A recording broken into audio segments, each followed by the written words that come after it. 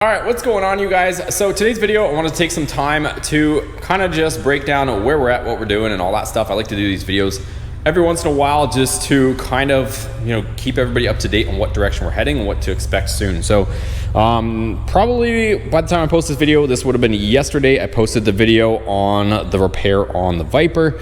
So we've got quarter panels all over the place right now. And I still have to attend to the fitment of the new quarter panel. So I'm still gonna get that situated.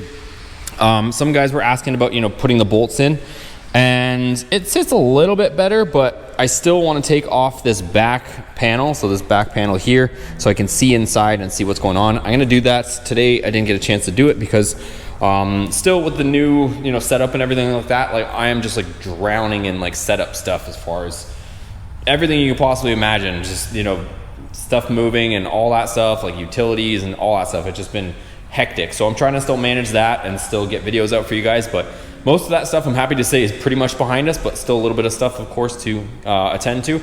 Right now I'm going to cut to a video that I started and then things changed directions, so let me show you guys that.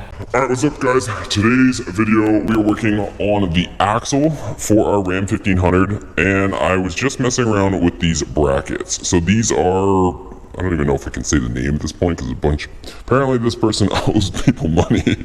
These are no-cut brackets. They're discontinued. I don't have instructions. I couldn't find instructions on the internet, surprisingly. So I was having to figure out how they go. So after looking at a bunch of pictures and videos of people previously installing them, this is how they go. So this one is going to relocate our upper control arm down to here, and this one is relocating it down to there. Bottom one's pretty straightforward. We have to drill holes for 2 bolts. So a bolt through there that's going to go through and reinforce this, then a bolt through here, and this one uses the existing, this one uses the existing. So I've got this center punched, and hopefully if anybody ever comes across a set of these and needs to know what to do, everything that I could find, this runs parallel with that. So you're squaring up this bracket and then you're center punching your hole and drilling it through. This would be a lot more work if it was on the vehicle, so we're doing it off the vehicle. I'm gonna drill all the holes, get everything ready, and then I'm gonna paint this axle and then we're gonna throw it in. So that's the project for today. Let's get started. All right, so that's what happened.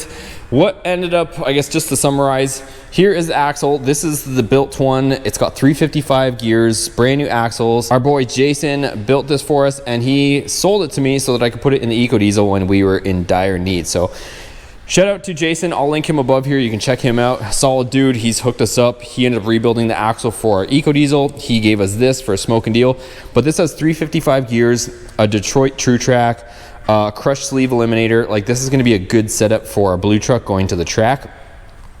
But I was going to install the illicit no-cut brackets, and I actually reached out to a few people trying to find some instructions for them, where exactly to locate them, because you have to like drill a few holes, as you guys probably saw in that video, and I couldn't find any instructions anywhere. That company, I guess, I don't know if that company even exists anymore, but I know they don't offer those brackets anymore.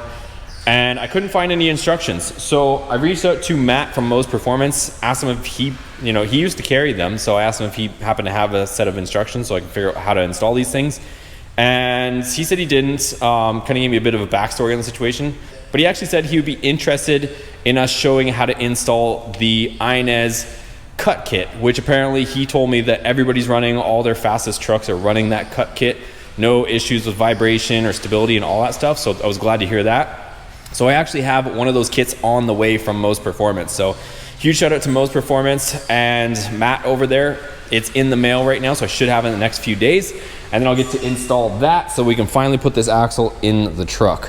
One other thing too is it's got a little bit of, not like, I don't even want to call it rust. I guess it's surface rust, but I am going to be freshening up this axle with our famous Krylon rust protection paint. We've painted so much stuff with that. If you guys have been with the channel for a little bit, you'll know that. So this is gonna get refreshed, but with the cut kit, we're gonna end up, I think, and once I get the instructions, I'll share with you guys exactly how we do this.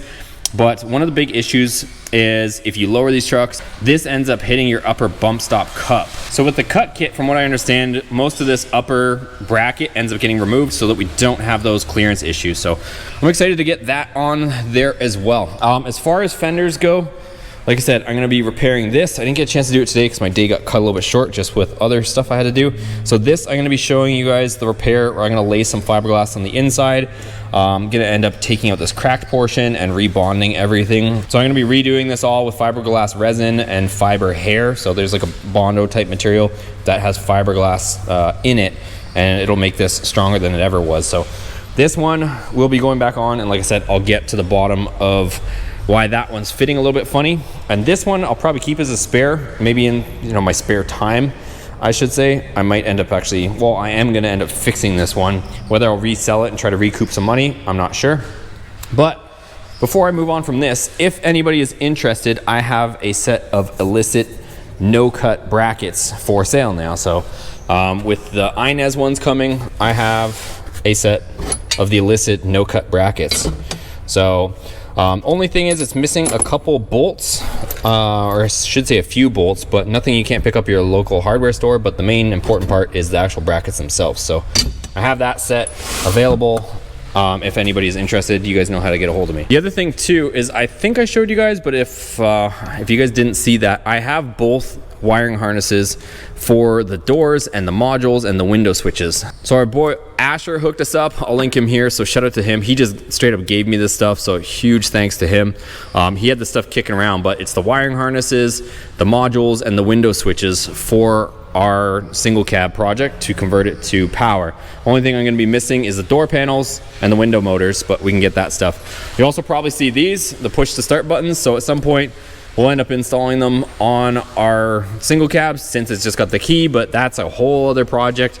To do that, we'll have to get a whole bunch of modules and all sorts of stuff to be able to get that done. One other thing I don't even want to point out, because then as soon as I point it out, you guys are going to notice it like crazy, is I had to hire a tree company, because if you guys can or can't tell, there is a tree rubbing on the side of the shop. So every time the wind blows, it makes trying to film absolutely annoying and a headache, and I try to film in between bursts or gusts of wind. Trust me, I tried to get up there with my ladder and I couldn't even get high enough to the top of the shop to get up there. Right now it's being silent, it's being very well behaved, but I'm sure you guys might hear that in a second as well. And as far as the 8.4 Uconnect install, I'm still trying to source out like the harness and stuff like that. You can make the harness yourself, ordering the connectors and the pins and stuff like that. But I'm kind of on the fence between ordering the harness, which right now companies are charging a few $100s for the harness, but to order the actual parts to build my own harness is like weeks delay. So kind of caught in the middle. I might honestly try to pick up a salvage harness from like a vehicle that's written off that already has like an 8.4 Uconnect. I honestly, you guys, think it might be a cheaper route for us to just buy a harness from the junkyard and change out the dash harness. Because right now the options available, the harness, which is like maybe a few feet long, it's like hundreds of dollars to get the conversion harness for the 8.4. So trying to weigh out the best options for us. I'll let you know what goes on once I cross that bridge, but I am working on it. It's another thing on the list of many things that we're trying to do here. So I don't know if I fully explained it as well, but I'm kind of excited because my buddy Aaron is gonna help me actually paint this. I'm trying to convince him to let me actually do the spraying. We'll see. I guess I'll probably test on something first, but we're gonna end up painting the two fenders. We already, like you guys saw, we went to the paint store, bought the paint. So, and I kind of want to get my hands into that stuff because I already have, like in one of those containers over there, I bought all the stuff to do paint work. I just never ended up tackling it myself. So if I can, start spraying stuff myself and I'm comfortable with it, I think that'll be a huge learning curve for me. And then I can tackle way more stuff on the channel. So I'm kind of excited about that. And we're going to be doing that, I think, this coming week. So once I get the body work done this week, we'll be spraying it and then we'll be putting this back together. So the Viper should be back in commission this week, which I'm pretty excited. I haven't driven this thing in like months and months, probably like at least 6 months I haven't driven this. And I know everybody wants an update on this, so let's talk about the Hellcoda for a minute here. So a lot of people keep asking about going back to the track with this. There is a vibration issue, and it's not just me. I don't know, fortunately, unfortunately. A lot of people that are running these 8 HP 90s, so the Hellcat specific transmission, are having vibration issues and breaking transmissions in half. So I'm not in a hurry to go back and grenade another transmission. If you guys do or don't know, those transmissions, I haven't checked lately, but to buy a brand new one of these transmissions is like well over $5,000 brand new. And even to, I think don't quote me on it, but I think it's about $6,500 to buy brand new. And to find them used, you're looking at $4 or $5 grand used to get one of these transmissions. So I definitely don't want to grenade another perfectly good working transmission until I get to the bottom of the vibration issue. I will get to the bottom of it, but at the same time, there's just so many different projects and getting settled in and stuff that I haven't gotten to it yet. The other thing too is I don't necessarily want to take this apart, because the next step to fixing this would be to take it apart. And I kind of want to enjoy it a little bit. Take you guys along for the ride too. But if I start trying to fix it, that means taking the drive shaft out and sending it out. So this thing will be completely disabled again for, weeks. And I think everybody would agree that it would be better off to take it around, maybe take it to some local shows, go enjoy it a little bit before we take it apart again to try to fix the vibration just to go to the track. So what I am focusing on, like I said, we're not abandoning this project by any means. This thing is going to be an ongoing project for a while. Like with such a significant build or a big build, there's always going to be something. Still have to do the door panels, like a bunch of little things have to be done with this. But it's always going to be an ongoing thing. I'm just trying to get some of the other projects settled in a little bit, and I'm really excited to get the Ram single cab project at least, going along before we kind of come back to this. Other thing too is I was talking with my buddy Aaron. He was looking at it. He's pretty confident we could paint this fairly easily. So who knows? Maybe by this summer, this thing will finally get some fresh paint on it and be looking better than ever. But don't worry, I haven't forgot about this. We haven't given up on it. It's just I'm trying to get a bunch of stuff sorted out. I'm only one person, and it's just I'm trying to kind of balance a little bit of everything for different content for you guys. And while on the subject of Dakota or Hellcoda, I have if you guys can or can't see, this is a panel, interior door panel. So what my intentions are at some point, since this has a charger dash, is to take the charger door panel and make an actual newer updated door panel and mold it into this door panel. So essentially what we're going to be doing is taking the frame of this panel, and I want to trim it out as such so that we use the frame of it, since this frame is fitted to the door panel, and we integrate the handle and everything from the charger and where it fits to here, so that we have a new modern style door panel. So at some point, that's another project. Like I said, I'm just trying to get everything kind of settled in before we tackle something else, and in the meantime, kind of enjoy this for what it is before we start ripping it apart again. So hopefully that clears up a little bit for you guys, what to see, what to expect, what we got going on. A lot of stuff, and just give me about a week or so more and we should be full steam into the projects. Like I said, this week I was sitting at DMV and all that stuff for hours on end, so I was still kind of balancing and juggling a few different tasks, but pretty much, with the new week coming ahead of us, we should be pretty much full steam on the projects. We got organized. Most of my stuff is kind of situated and organized in the shop. We're kind of getting our grounding over here, so I think next week will pretty much be like full steam ahead. So pretty excited. Let me know what kind of stuff you guys want to see. We got a lot of stuff on the go.